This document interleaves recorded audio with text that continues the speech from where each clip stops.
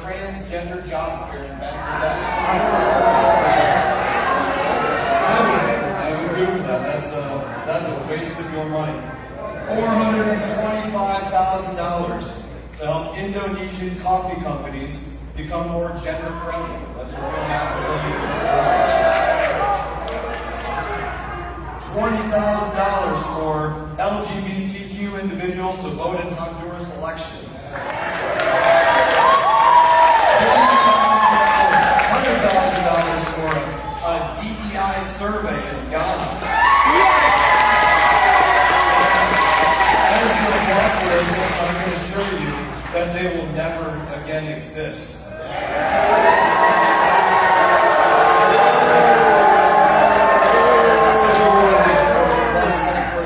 Because it's a waste of your money. Isn't that? Again, and we're going to ask you to be respectful of the people around you. If you want questions, everybody's going to have the opportunity to ask you questions. So what we're going to see going on here is there's going to be microphones brought around from the room. Get out of the way. We have Sheriff's Department in the room that will handle security here. We have Jordan that will be bringing around the microphone. And is Steve bringing around the microphone as well? Steve, Derek. This is Derek over here, also on staff. Derek will bring around the microphone as well. Do we have a light system, timing system here? What's going on? Where is that?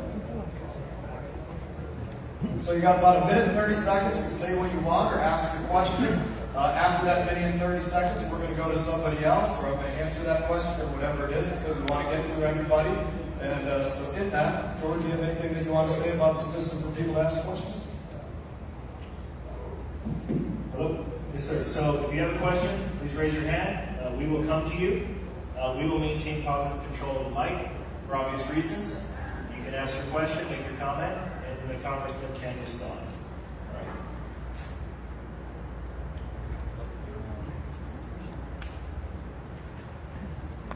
Good morning, and thank you very much for allowing me to ask these questions to you. I really appreciate it. What are you going to do to protect Social Security and Medicare for the future?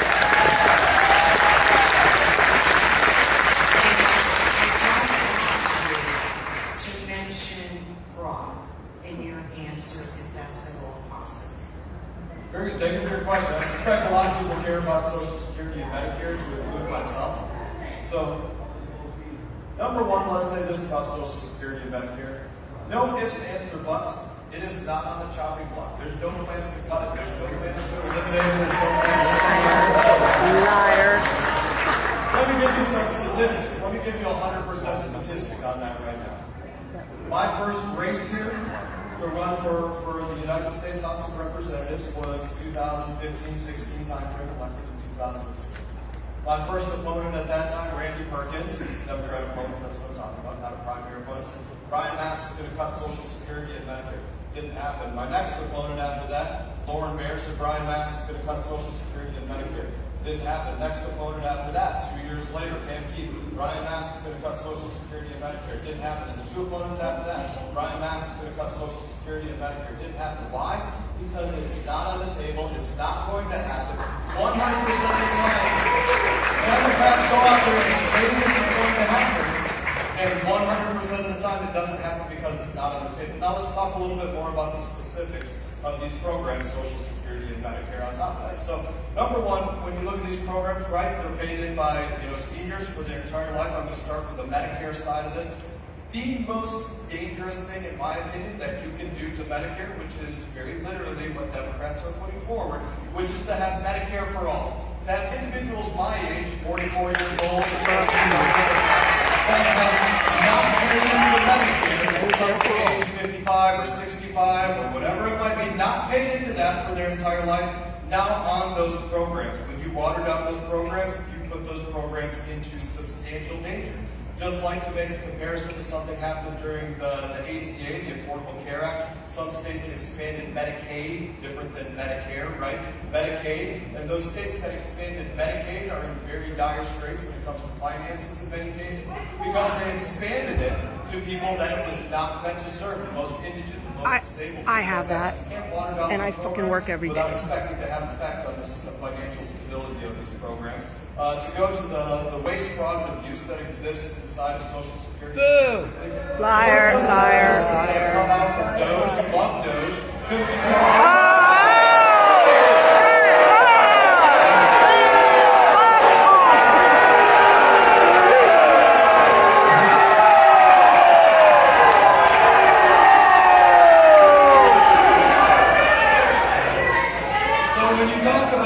Unelected. some of those statistics, when you talk about, sir, you get a chance for your microphone, let's not interrupt other people. When you talk about the statistics that you've heard given, okay, there's this many people over age 115 that are on Social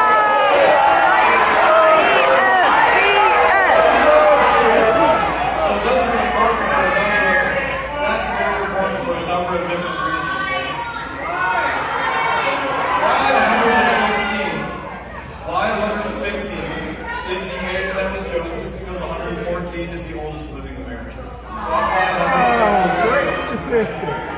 And while not all of those individuals are receiving specifically Social Security benefits, nearly 100% of those individuals went out there and used that Social Security number fraudulently. They didn't actually use it, somebody else used it. Used it fraudulently to go get a loan through the Small Business Administration. Whatever other agency that they went out there and got a loan through. And nearly again 100% of the time made absolutely zero loan repayments to those programs. So that's an example of the fraud that goes on with those. But again, to go back to your original question, we're not going to get to any questions if we don't get to answer these questions. We're not going to get to anybody. Anybody that wants to speak, including you, Willie, anybody that wants to speak will get a microphone. Everybody will get a microphone. So, man, again, to go back to the original question, Social Security is most endangered if we do nothing. That's the fact of it. When we talk about budget reconciliation, Are you going to fight for it? The budget saying, well, the budget that you voted for said that you might cut Social Security and Medicare. Not true. What we're dealing with, budget reconciliation, by the rules, the laws of House and Senate, cannot touch mandatory spending. Mandatory spending is Social Security, Medicare, interest on the debt. Those things cannot be touched in budget reconciliation in any way, shape, or form whatsoever. It only touches the discretionary spending, things like those examples I gave about the USA. So thank you for your question. What else? Who's ever going to there? I've got a question. Considering that you're on the chair, serving as the chair of foreign affairs, how do you square that with serving in the military for a foreign country that is actively conducting espionage on the United States? Who's conducting espionage on the United States? It is a known fact that the state of Israel has conducted espionage activity on the United States.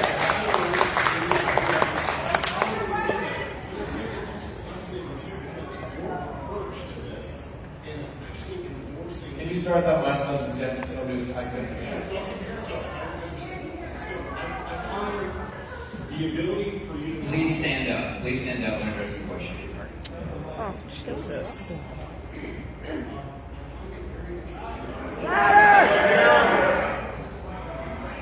I would like to know how you comport serving in the IDF while also serving in a government that is actively disappearing people to prison camps in foreign countries.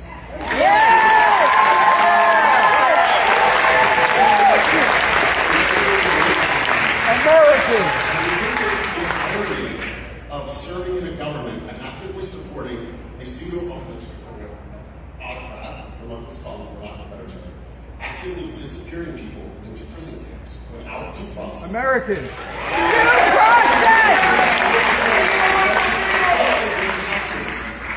find that ironic? Thank you for your question. So, let's talk about my history. Number one, I spent about a dozen years in the U.S. Army and left the Army in 2012. Following that, served alongside the Israeli Defense Forces, as you're pointing out, because not everybody knows this history, right? So, served alongside the Israeli Defense Forces in Israel. Couldn't be more proud about both services in both uniforms. Loved it. Learned a great deal of things from both services in both uniforms. That service in Israel took place as a result of kind of the things you see going on in higher education right now, except I was a student at Harvard at the time up in Boston, seeing what was going on, and that's what actually brought me to that. So, number one, I did not serve in the IDF while I served in Congress or anything like that. That's simply a part of what was my past. Number two, I wholly represent the United States of America. I took an oath to support and defend the United States of America numerous times, and that's what I do. I've taken that oath as a member of the military. I've taken that oath as a member of Congress, and that is what I do: support and defend the Constitution of the United States against all. Answer the question! I love to do that. It is, just to say one of my favorite things, to get to Israel, and a little bit about your questions about Israel. Israel absolutely had a genocide conducted against it. I support their work to go out there and kill the terrorists of Hamas, Hezbollah, Palestinian Islamic Jihad, Al-Aqsa Organization, and all of the other terrorist organizations working inside of Gaza that were part of perpetrating that attack. And to go on to say it wasn't just people that wear black hoods and green bandanas that make them look like members of Hamas. It was people that were over the age of 50. It was people that were under the age of 18. It was people that were men, people that were women. And I support Israel going out there and doing everything that they can to destroy those enemies. You didn't answer the question. What do you got next? You didn't answer the question.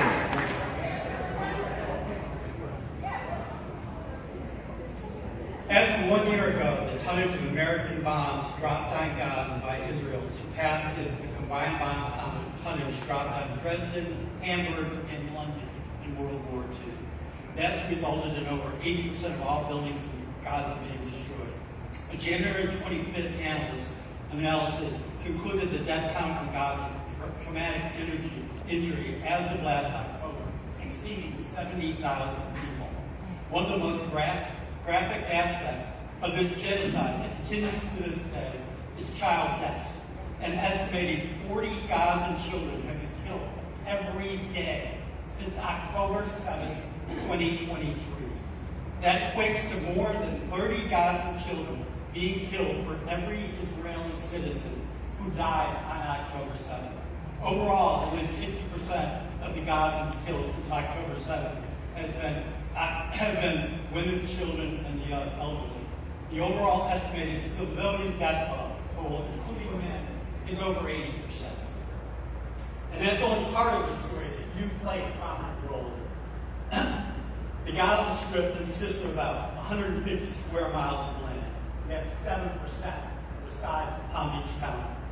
As a result of the relentless bombing that you've embraced, Gaza now has the world's largest population of child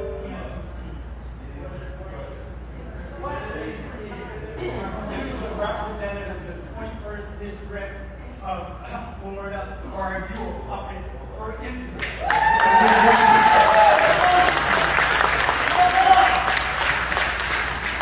I could not be more proud than to be a representative of the 21st Congressional District. It's an amazing place, an amazing community, amazing people for all of the agreement and disagreement that we have, an absolutely amazing place to represent. A little bit to your point about what's going on in Gaza, there are not 40,000 even people a day dying in Gaza.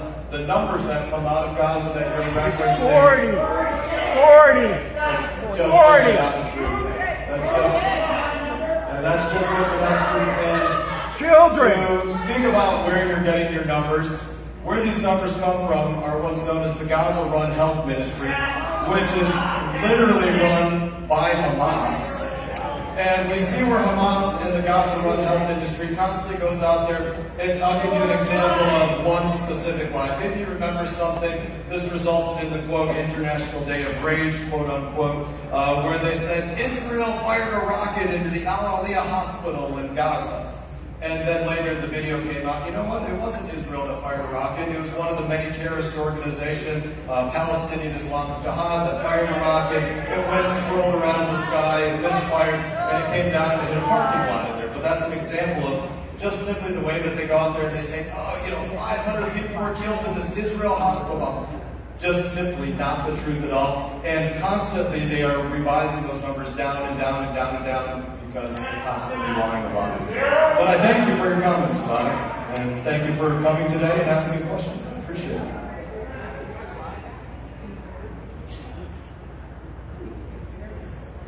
Actually, I'd like to go back to DOGe, and I'd kind of like to build on that woman's question.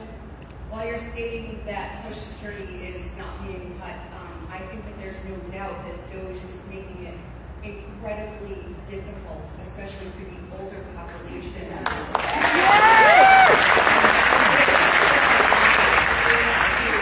To make an appointment, they have to call a phone number that it's virtually impossible to get a hold of a Social Security person on the phone. I literally had to change my name a month ago. I just went through the process myself.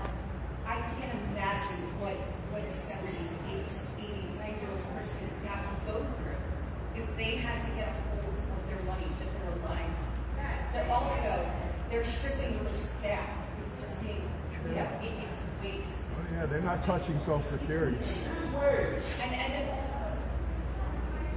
as DOGe in the same vein, you're a vet, and I thank you for your service. And anyone in this room, I thank you for your service.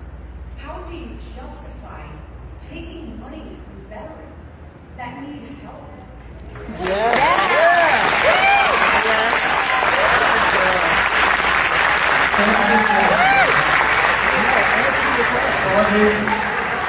Hit your question on a couple of different fronts, from DOGe to veterans to Social Security Administration. Let me talk about a couple of different things.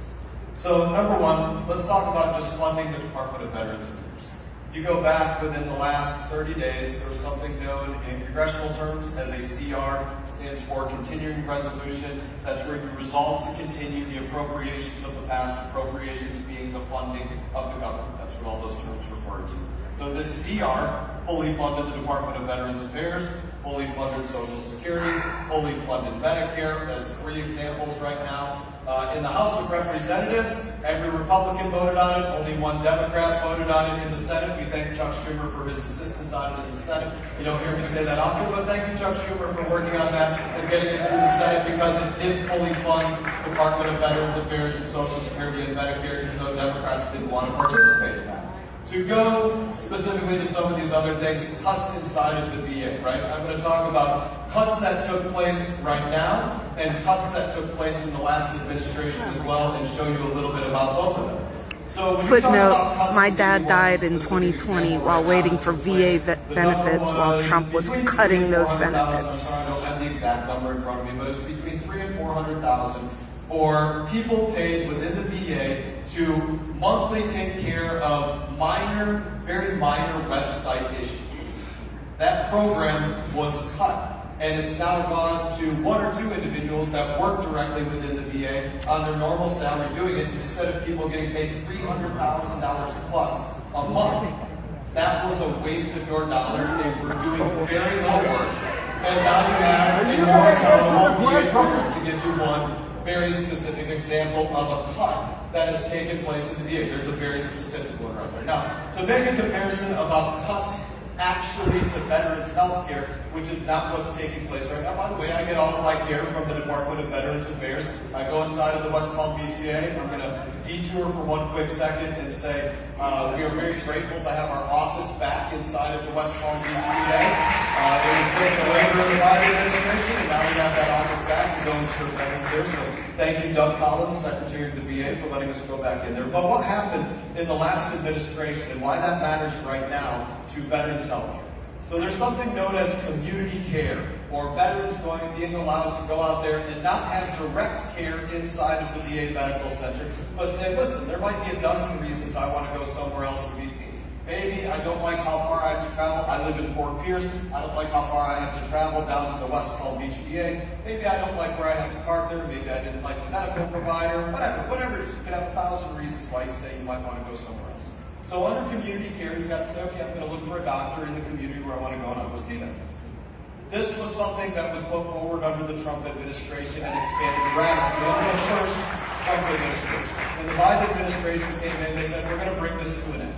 And they stopped, literally, very literally, this is one of the biggest caseloads that my office has seen from veteran constituents is to just call up. They didn't know why this happened, but just calling up saying, hey, listen, I can't get my referral for this mental health provider that I've been seeing out in whatever town for the last 2 years. Congressman, can you help me? Do you know what's going on? They won't give me my referral. And that kind of phone call happened dozens and dozens of times to Washington, D.C. and in the community. What was happening was the Biden administration said, we're no longer going to give referrals for veterans to go be seen outside of the community as they, let's say a referral lasts for a year or 24 months or 18 months or whatever that amount of time is. When that referral is up, we're not going to re-up that referral so they can't go see that person anymore.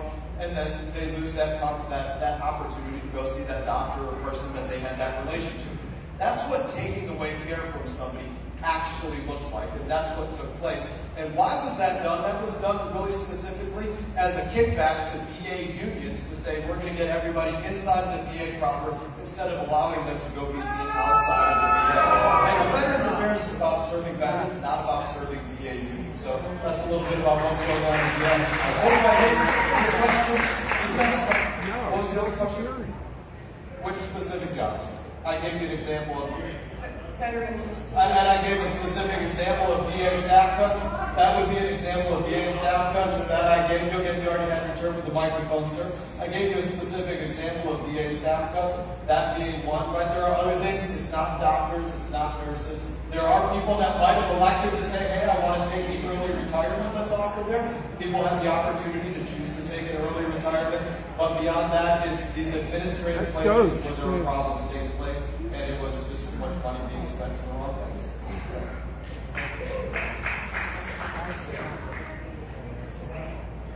Social Security, so let me make a point on Social Security. Just broadly speaking, Social Security, Medicare, Department of Veterans Affairs, I don't care what agency it is. Any pickup agency, and this is good, I'm going to get to this, but I'm going to point out my staff now because it bears on the answer to this. So again, you got Jordan Sayor, stand up. You got Isabella, stand up. Where's Isabella?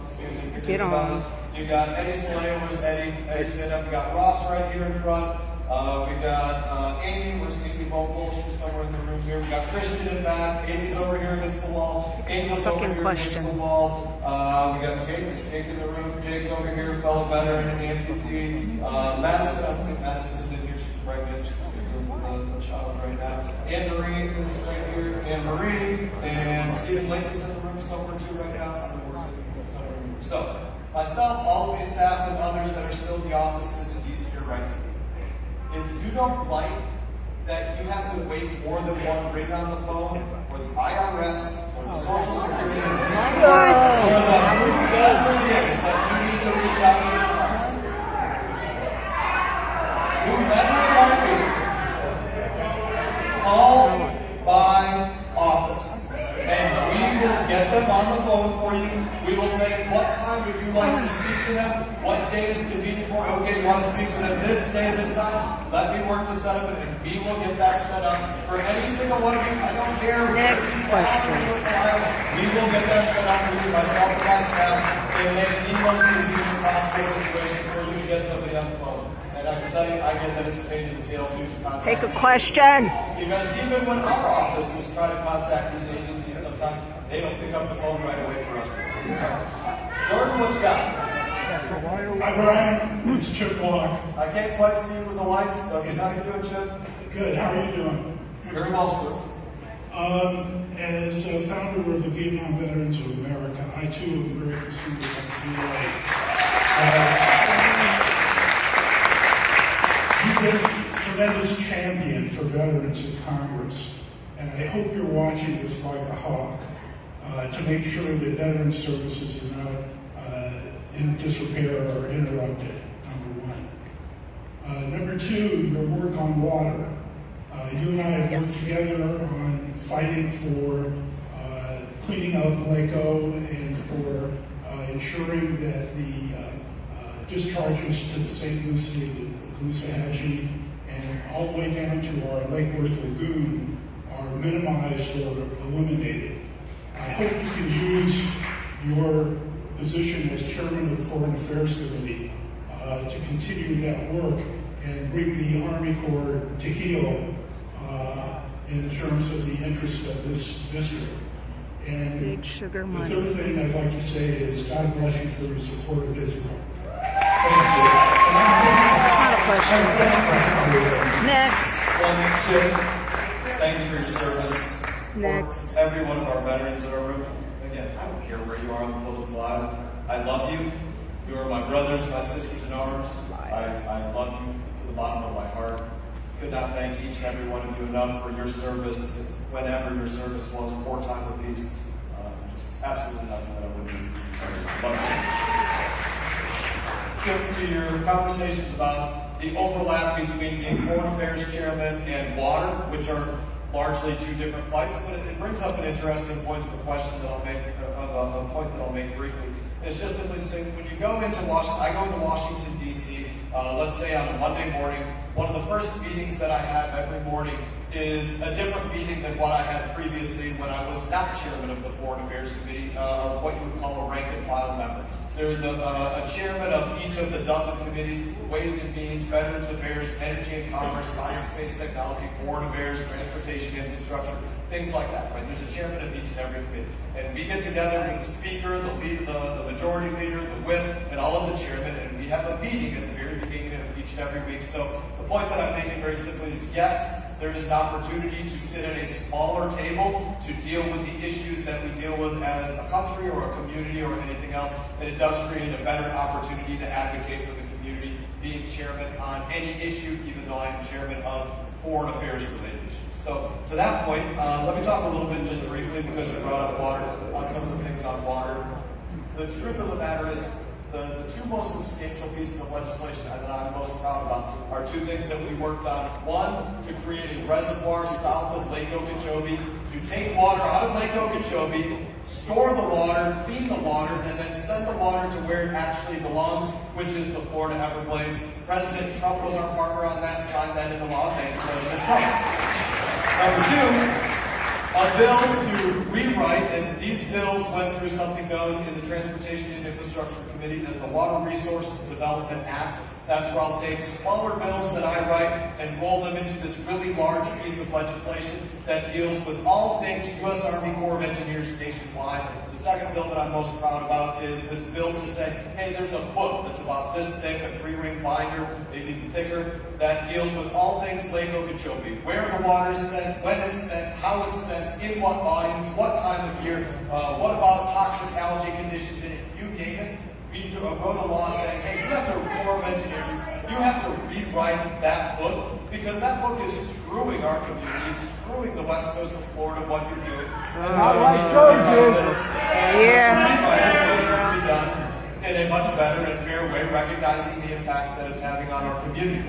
So that was rewritten, also signed into law by President Trump, and I would thank President Trump for signing that one into law.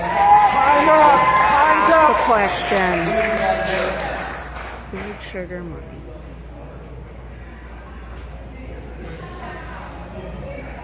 One soldier to another. Thank you for your service. Thank you for your service. Welcome home. Thank you for answering my text. I was surprised. But I think you're right on the money with everything you're doing. I love those.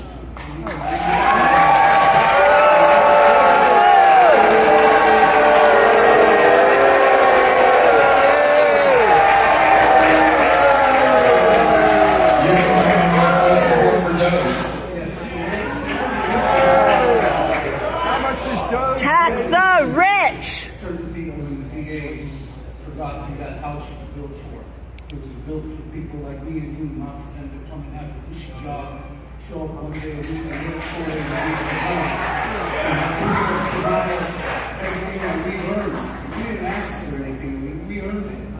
And they kind of try to hide a little secret everything. You have to find out stuff from other veterans. They don't tell you nothing, then when you find out, you let them know, they have no surprise.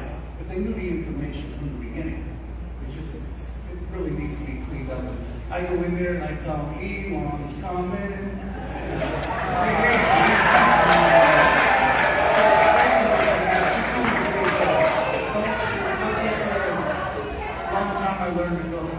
anything stupid, no matter how big the hand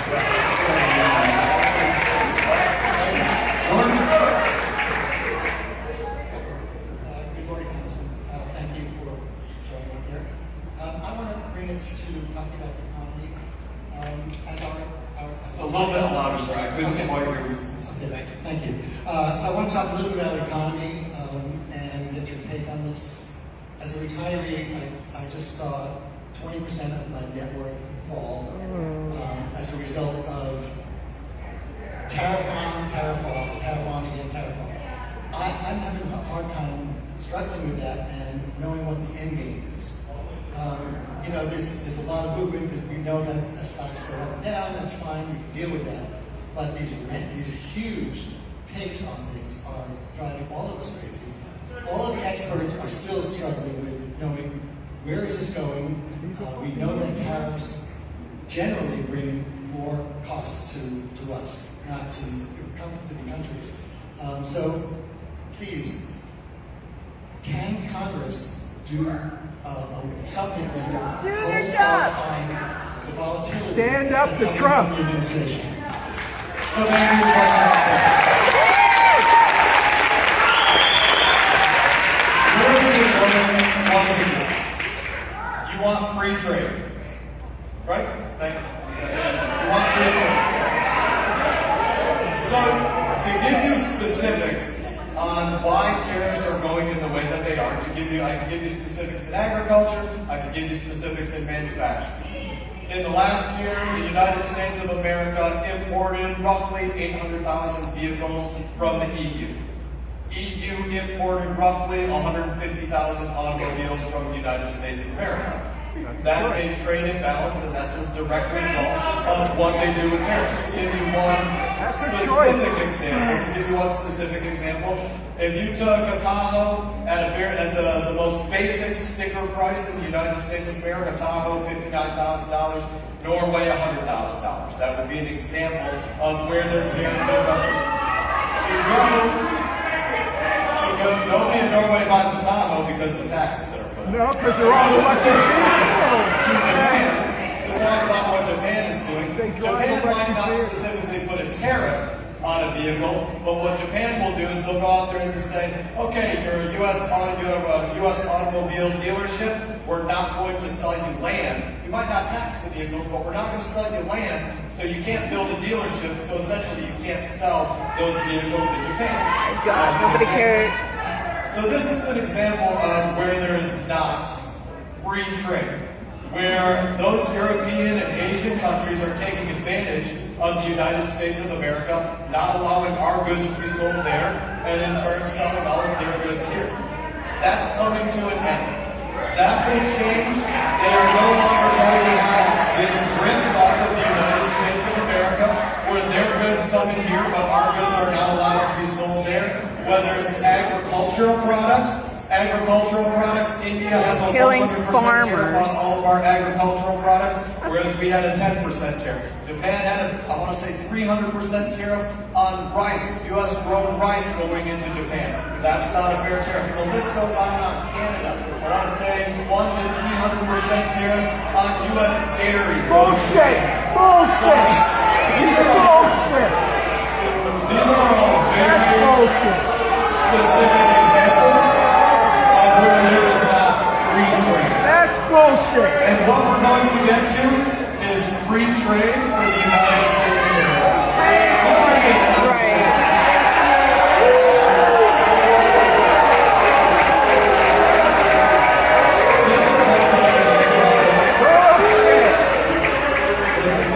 People around this can't hear. And if you want to get to questions, then we got to ask questions and answer. We gave everybody a minute and 30 seconds. We're going to let you raise your hands and try to answer your questions. So I'm going to tie this to something related to Russia and Ukraine. And this is an important discussion for the United States of America and our state. Stand with Ukraine! Y'all remember our allies, that Ukraine. when the Russia-Ukraine war kicked off, Russia halted the oil and gas that they were exporting to Europe. Everybody familiar with what I'm saying anymore? Okay. So when you have these supply chains that can be shut off like that, of which America has extreme vulnerabilities in terms of the supply chains that we have with China for minerals, for metals, for things that we need, from everything that goes into a phone to what goes into an automobile to you name it.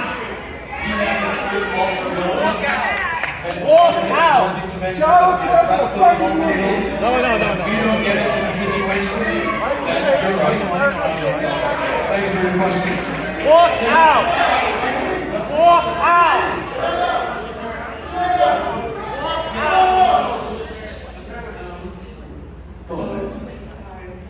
I was up in Washington a few weeks ago. I'm with the American Society of Civil Engineers, and another topic that I wanted to bring up when we were there was a topic on nuclear. So I'm just going to start what I wrote down.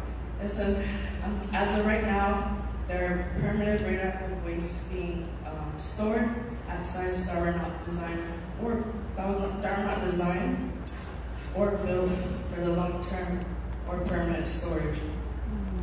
On the behalf of ASCE, we support public and regulatory agencies at state and federal levels in siting and development of a new disposal facilities.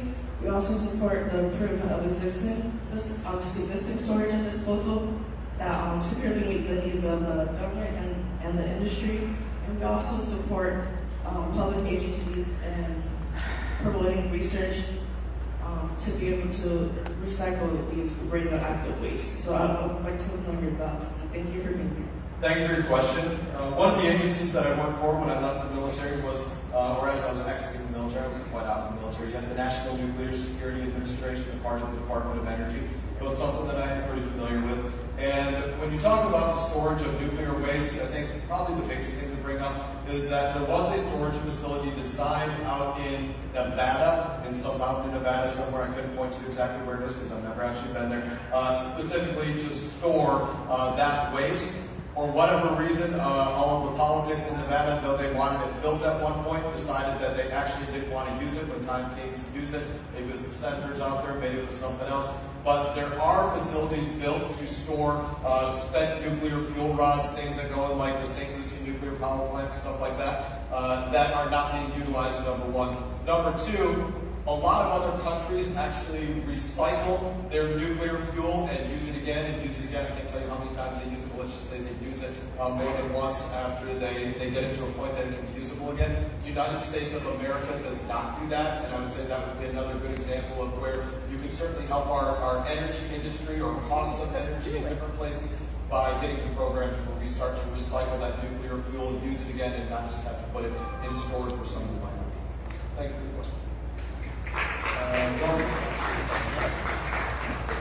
Good morning, Representative. Good morning, ma'am. My name is Amy Siegel, and I'm the new town manager for Jupiter Inlet Colony, which is in your district. Congratulations. Now I'm going to put on my personal hat. I live in the district in Stewart. I am the mom to a 20-year-old young lady who's also an amputee. And recently we met with Angel in your office to talk about causes that were important to her at the national level, and I appreciate that time that Angel gave us. Now I'll be the town manager again.